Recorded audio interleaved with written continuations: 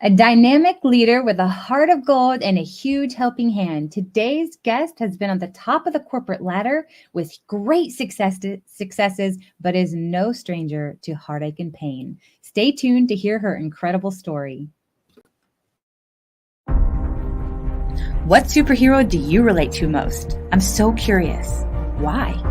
Each of us has our own innate nuclear power. It's God-given.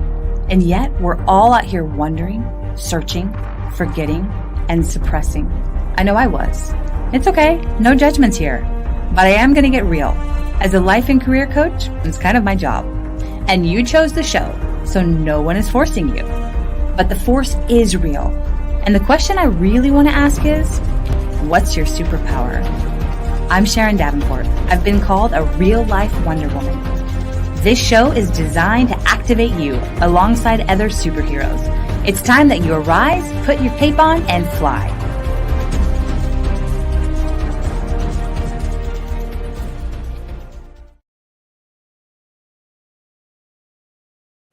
From the boardroom to the beach, Laura Evans uses her experiences to serve, guide, and inspire others. As a career advisor, she helps get you praised, promoted, and paid. Laura loves helping burned out professionals step into leadership, leverage teamwork, and navigate office politics. Founder of Trust Your Gut Feelings, she serves individuals in their unique journey for mental wellness by optimizing the mind-gut connection through a holistic platform of life-changing products, programs, and community of people. In just 3 years, this business has grown to over $25 million a year revenue, serving nearly 330,000 families each month. Laura uses the profits of her business to support the Willow Field Foundation, which provides mental health therapy scholarships. Welcome, Laura. We're delighted to have you here with us today. Thank you, Sharon. It's an honor for me to be here. Thank you so much. Oh, absolutely. I just adore you. And I'm sure that our listeners and our friends listening will too. And so, the question that I love to ask our guests who come on here is, who is your favorite superhero and why? Well, I grew up watching Wonder Woman and Batman. So I really sort of feel like my favorite superhero is a combination between the two. Oh. I loved all the animation of the pow pow in the Batman series. If any of you guys are in my age group or remember growing up watching that. And I just loved the empowerment of Wonder Woman that I felt like, it wasn't just a man that could be a superhero, that a woman could be a superhero too. So that would have to be my answer. I love it. I love the combination of them as well. And it's kind of funny. I, of course, love Wonder Woman. My husband is a huge Batman fan. So it's fun that you put them together. And yeah, it's like pow, kapow, all the fun. Bam, wham, all of those. So fun. So what would you say is your unique superpower and how do you use it in your day to day? Well, my unique superpower, I would say, is clearing a path. And whether it is clearing a path on the journey that we had as a family, or whether is clearing a path as I help people in their career and help develop businesses, or help somebody solve maybe some health issues that they're having, I just love to clear a path. And I also find, and people tell me that I'm able to appear and remain calm in a storm. And that helps them feel more calm and more confident. Sometimes on the inside, I don't always feel calm, but people tell me that. And so I believe that people around you really know you well and can sometimes speak life or speak things over you that you're not aware of yourself. So people tell me that. I would have to agree with them just in getting to know you. And, you and I have gotten to talk on some deep levels about some different things. And it has been an honor and a joy to have those conversations. And you have this calmness about you that translates to those that you're connecting with. And so I would have to definitely agree with people who say that too. That's definitely a superpower of yours. So I love Thank it. you. So I would love for our friends listening to be able to get to know you a little bit more, to be able to hear some of your story, because it is a powerful and dynamic personal story. And if you don't mind sharing about your personal story and about how you came to be connected with the Willow Field Foundation. Sure. So, as you mentioned in the intro, my background is being an executive. I was executive for some very major brands and even president for billion-dollar brands. So, I have to say that my career was a priority for me. And I felt like that was the way it was supposed to be because I was providing for our family through my Right. career. And I got to a place in life where I just felt really strongly convicted Mm, that I was out of balance in my priorities. And my children were growing up so fast. I'm a blessed mom of 4 children. And I just saw these milestones in their life flying by that I mm, was missing and missing and missing.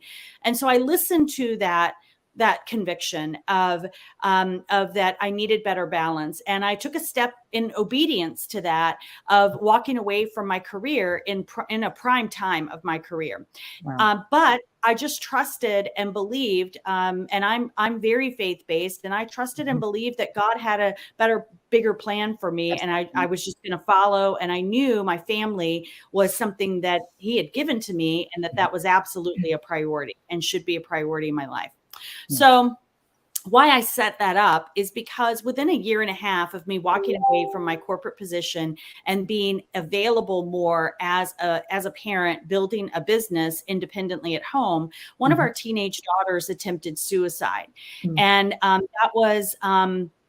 that hurts, and her hurt mm, a lot, and not being able to figure out how to resolve it, and then thrown into what do we do, how do we help her, who do we go to, where do we mhm. go to.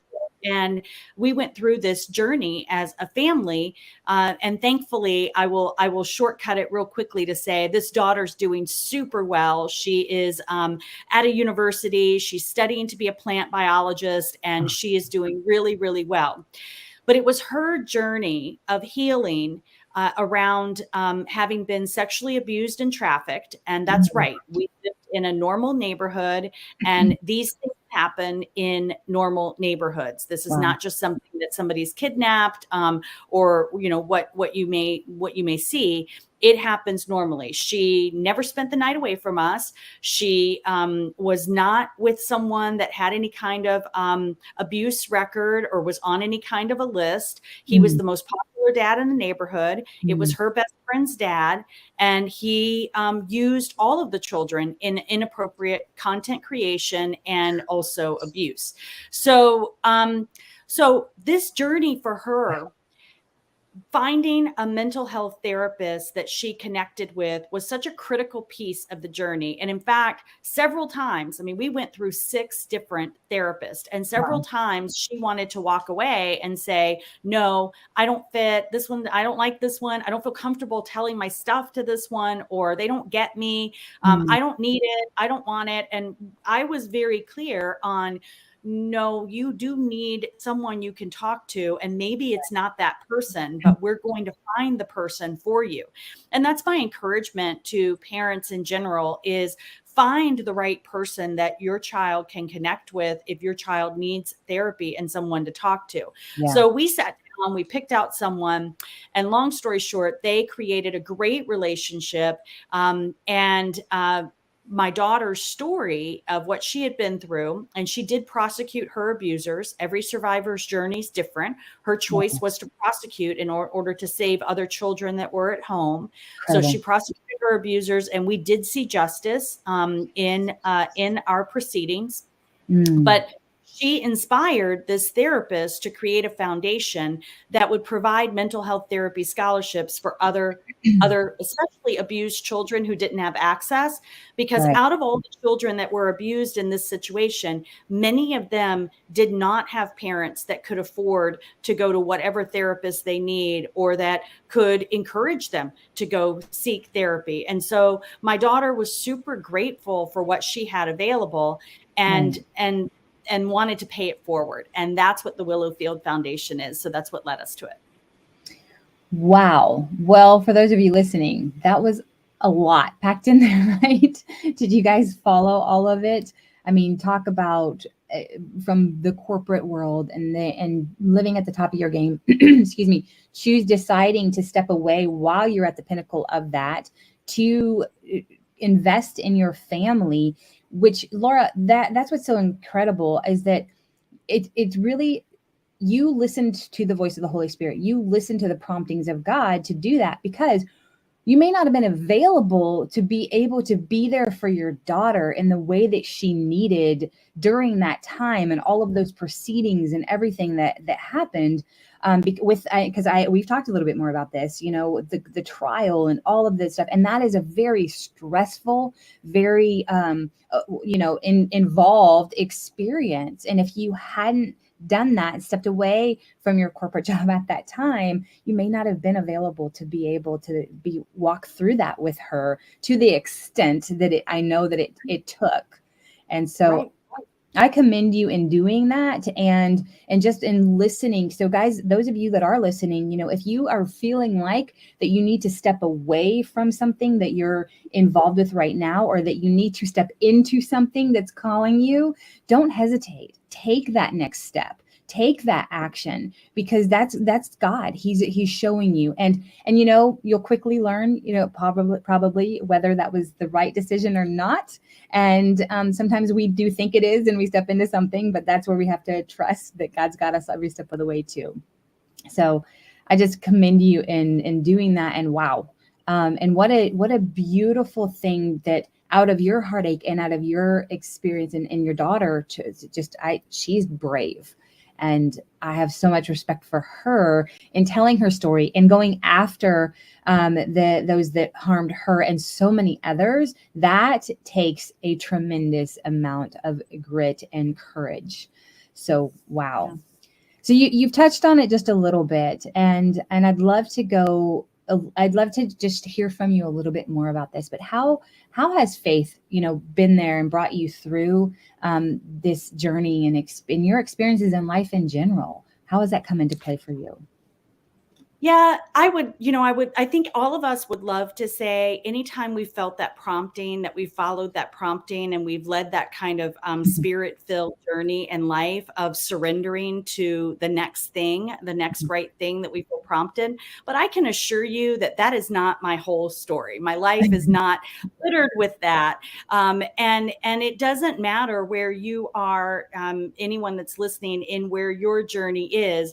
Today's a new day. Today's a new day. You can start now. And for me, this very emotional life or death situation put me to my knees of surrendering to God and seeking him in a level that I had never before, because I'm such a type A personality that I'm used to being in control of things and planning things. And these circumstances around my daughter's mental health as a PTSD survivor, and suicidal ideation, and then the choice to prosecute and everything we went through in the 3 years for justice, that was all out of my control. I could not do anything. Now, I could use my leadership skills to follow up with the detectives and to organize things and to create refuge for my daughter at times when she needed it. I could use my leadership and planning skills to do those kind of things. But to really control the circumstances, I had to completely and utterly surrender. And I'm glad I learned that lesson, because it's such a better way to live life. To know that God goes before you, and that he already knows what's going to happen. And if you're willing to surrender the circumstances that are out of your control. Now, things that are in our control is that we show up on time to a meeting, or that we work and earn money so that we can feed our family. I mean, there are things that are within our control, but to let the things that are not within your control, surrender those to him, was such an important lesson for me. And I feel like he connected back with me, and I felt seen on that, and how Field Foundation got its name. So can I share a little bit about how that please came about? do. Well, our story is filled with God's handprints all over our story. It's redemption. restoration, and justice as well, protection. But in particular, when our daughter and her therapist were inspired to create the Willowfield Foundation, the therapist, inspired by my daughter's story and her will, her interest to give back, said, I want you to pick the second word of the street where your abuse happened. Because in the future, when you think of that street name, I want you to let go of the pain and instead hold on to the promise of hope of the good that you're going to be doing. So it's a good thing that's coming out of this. So that word is field. That was the second word of the street where her abuse happened. And then the therapist looked out the window and just randomly picked the first thing her eyes went to, which was a willow tree. So it was called Willowfield Foundation. Now, what God and God alone knew, Sharon, was 4747 Willow Road was where I was working in California when my daughter was being abused in Texas. Oh my gosh. So that was God's way of saying, I mean, my daughter didn't remember that address. The therapist never knew that address. That was God and God alone saying to me, I want you to let go of the pain, and I want you to let go of the guilt as a mom, and I want you to let go of the shame that you feel I felt I wasn't there to do my one job to protect my child, and I should have, all these things. And God said to me, you need to let go of that, because I'm going to do something really big and really good for so many others because of your obedience and because of your trusting in me in this circumstance. So the Willowfield Foundation.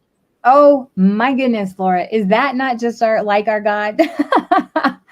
and to, man, that's so profound and so beautiful and incredible how he does that, just showing you, hey, listen, I got you. I've got your daughter, I have you, and I have all of the people that are going to come under this umbrella of this foundation. And what a beautiful piece. You have to make sure you share that story with everyone.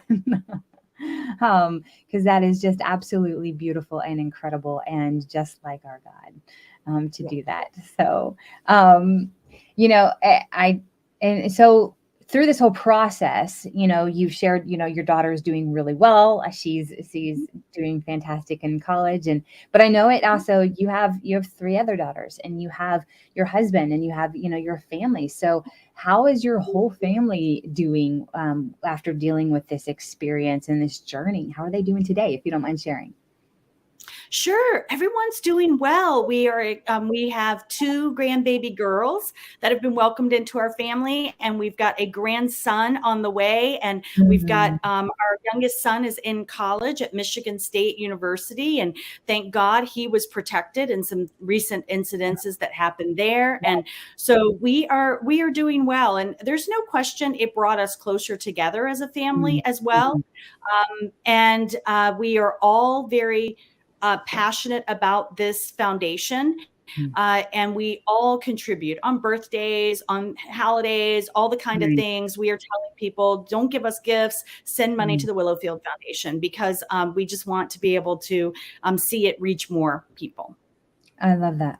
And that goes back to, I think, what you were talking about with surrender before, and how you couldn't control all the circumstances. And I know that had to be hard because you are such a dynamic leader in so many ways. And that had to be hard, for you and for your family. But it sounds like it's so beautiful. As we surrender, God births beautiful things from that, and your family getting closer together through this whole experience too.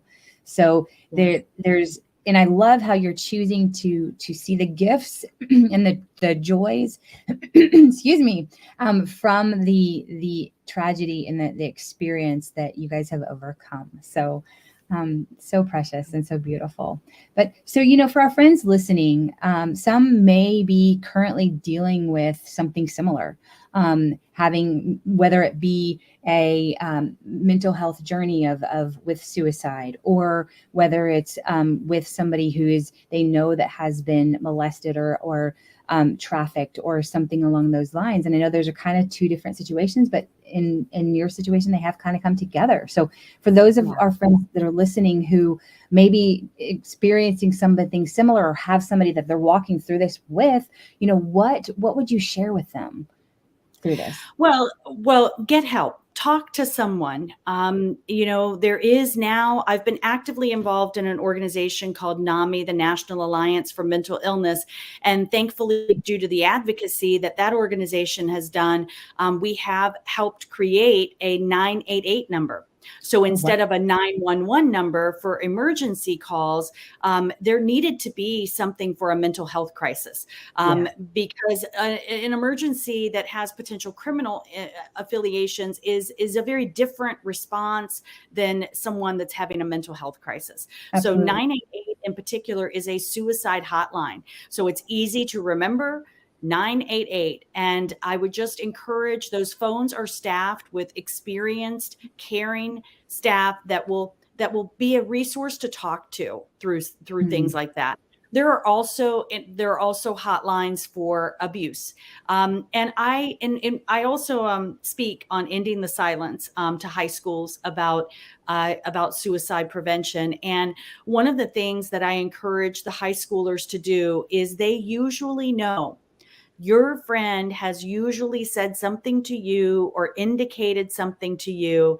And in our particular story, but for the grace of God, that one of our daughter's friends came and alerted us before our daughter was able to proceed with her plans. And so we were able to intervene in her suicide attempt that day, because her friend was willing to sacrifice their relationship to alert us. And if we teach, if you see or hear something, say something, find a trusted adult, a guidance counselor, a pastor, a parent, a friend's parent, find someone. And for those of us that are parents, I'm also a facilitator of Darkness to Light, which is a child sexual abuse prevention organization. They have amazing resources online, free resources that you can go and look at for how to begin talking with your children about what is okay and what's not okay, how to talk with your teen about how to ask, what is consent, how to get consent in terms of their dating life, and even what to do if you do have the child of one of your friends comes to you and says that they've been sexually abused. Where do you go? What do you do? All of those resources are free on the Darkness to Light website. And I encourage any adults that are around children to educate themselves about it. These things happen in the cloak of darkness. And when we get uncomfortable talking about these things, because these are not comfortable things to talk about, but when we get uncomfortable talking about it, we shine a bright light and expose it so that it has less power and control to hurt us and to hurt our family and our children. So good, man. I love all these resources. This is incredible, Laura, and so needed and so good. And I'm going to check it out because, my son is 10 and we have had little conversations with him, but luckily he's still extremely innocent because of where he's gone to school and stuff. But we know that he's coming into teenagehood. And so no, I'm going to check that out myself personally too. So thank you for sharing that as well. So good. So much here. So, and okay, now we're going to pivot. We're going to switch gears a little bit. And you are amazing and do multiple things. Like we've mentioned, you've worked in the high level corporate world, and possibly experienced, burnout yourself. So there might be some coaches listening here to this call, or some professionals that are dealing with burnout themselves. So, and I know you've helped coach many professionals with that. So what would you tell somebody who is maybe experiencing burnout for themselves? Well, it goes back to the lesson I learned about surrender. I find that the greatest amount of burnout occurred for me when I tried to control everything. The more I tried to control everything and the more I felt responsible for everything, we are not responsible for how other people act. We're not responsible for how other people feel. The more I learned that I'm not responsible for everything, Mhm. and that I don't control everything, then Right. it was freeing for me to be able to let things roll off of me. Pastor Joel Osteen has a saying that I love. I think it's it might be from Psalms 45:7. I'll have to get the verse specific, but he talks about the oil of joy, that the Lord gives us the oil of Mhm. joy. And so when we're covered in the oil of joy, everything else is like nonstick, like it Mhm. rubs off, That's good. drops off of us. It rolls off of us like water rolls, off of us. So I try to remember that I'm covered in the joy of oil from the Lord, and I'm not going to let things stick to me. I'm going to let them bounce off me, because what people think, what people say, what people do is not my responsibility. All I Mhm. can control and be responsible for is my relationship with the Lord and my seeking Him and my surrender to Him, and what I can do.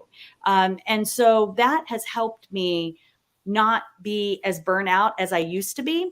And that Mhm. would be, I definitely have stepped away from that life. I live a much better life at the beach, relaxed, control my own schedule, set my own time and my hours, travel where I want to travel, when I want to travel. So it's definitely the opposite of what I was doing before. I love that. And, so true about when we try to control is when things get more out of control. Right. And I recently was on a retreat to Costa Rica with an amazing group of women. And we were able to worship, praise and worship on the beach. We were able to, we rode ATVs. We learned to surf.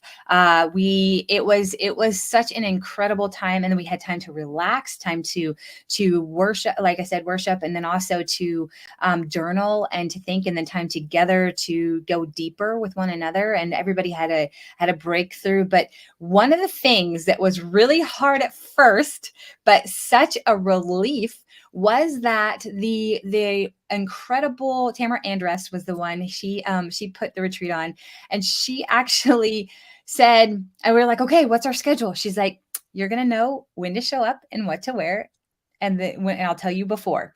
We had to know schedule. Like, we couldn't control anything. We were completely out of control. It was the most incredible retreat I have ever been on because we had no control. She would say, tomorrow, show up. You need to be ready at 8 o'clock, and you need to be wearing sporty beach wear, or Mhm. whatever. And it was, so when we give up control, when we let it go, I had so much more relaxation, rejuvenation, freedom. And she said, you can't bring your phones. That was another thing. And so we truly had to, and were able to unplug. And man, I did not want to come home. I bet. Yeah. Yeah. So that Yeah. surrender, that was the closest thing to in a long time to have, of like being able to completely surrender, as in a physical sense. And it was such a joy, and there was so much Yeah. peace. And so that is, I think, a physical story of talking about what happens when we Yeah. surrender to God and we allow Him to be in control, and we're not trying to control everything. So Yes. so beautiful. So we're getting ready, as we're wrapping up here, Laura. Is there anything else that you would like to share with our friends listening before we say adieu for the day? Well, I would like to say, just on what you were sharing and us talking about surrendering and overcoming, or how to prevent burnout. I've Mm, also made it a practice to find one day, mm, one day as a Sabbath, and that was God's direction to us. And it right. doesn't have to be the same day every week, Mm, but find the day that I know. For me, I have a day in my calendar that I do my best. Now, occasionally travel or things will come up that sure. cause me to have to shift it to a different day, but I really work hard to make sure that it's not shifted to another month or another year. Mm, And just pick a day that you do truly unplug, that you put your phone away, even if it's just for, from from the time I wake up until, 5 p.m. Even if it's just daylight hours, I'm not going to be connected to my phone. The world will survive without me. And that's what's so freeing about it, is when we're constantly connected, we feel like the weight of the world is on our shoulders. And I would just encourage you, there's only one you. You're irreplaceably you, and you're called here for a purpose and for a reason. And the noise of life can get into that calling. So I would just encourage everyone to take good care of yourself, love yourself, make that time for that quiet time for you, that quiet time with your family, that quiet time with the Lord, and seek and ask him, how do you want me to show up in this season in my life? What is it that you want from me? And he will reveal that to you. Oh, so good. And just to piggyback on what you're saying there, actually it was last night. I was actually heard a friend talking about how doing a dopamine detox, because our phones actually, when we're checking it constantly, and we have certain apps, it has been scientifically proven that there are certain apps that are created to be addictive, but then also the likes and all of that stuff. And he was talking about like doing a dopamine detox of putting your phone and trying away and trying not to look at it. Sometimes it might be only half an hour, but then try to stretch that to an hour, then trying to do that for a couple hours and see how long you can go without a screen, the computer or the phone, and see how much more time is extended, and do that dopamine detox. And like you're saying, that one day, maybe that be your day to do a dopamine detox. It says he was talking about how it's proven you're more productive. You actually are less stressed. There's so much to that with doing a dopamine detox, and exactly what you're saying. So that's incredible. And, we were out of power here for 35 hours recently with some storms that came through. I felt like the days lasted forever because I still had my phone, but I really actually took that time just coming back from Costa Rica to not go to my phone and not to do that. And it was so refreshing. I had more conversations with family members. The neighbors were out talking. We connected. It was this incredible thing. And I was like, and we had, the weather was okay outside. It got a little chilly. We did a fire, but it was a beautiful thing. So exactly what you're saying, it's priceless to take those moments and remember what it's like to slow down and to unplug and detox a little bit. So, so good. Thank you so much, Laura. I love your passion. I love your wisdom. Thank you for sharing it with all of us. And guys, you can support the Willowfield Foundation by visiting their website, thewillowfieldfoundation.org. And also remember the number 988 if you have somebody with mental health issues or that is struggling there. As always, those of you, my friends listening, thank you for joining us today. And hey, listen, if this podcast brought you value or impacted you in a positive way, please like, comment, and subscribe, and share it with a friend that could benefit from it too. Thanks again, and we'll be back with our next amazing modern day superhero in approximately 2 weeks or so. Until then, and as always, go use your unique superpower to change someone's life for the better today. Thank you again, Laura, and bye for now. What superhero do you relate to most? I'm so curious. Why? Each of us has our own innate nuclear power. It's God-given. And yet we're all out here wondering, searching, forgetting, and suppressing. I know I was. It's okay. No judgments here. But I am going to get real. As a life and career coach, it's kind of my job. And you chose the show, so no one is forcing you. But the force is real. And the question I really want to ask is, what's your superpower? I'm Sharon Davenport. I've been called a real-life Wonder Woman. This show is designed to activate you alongside other superheroes. It's time that you arise, put your cape on, and fly.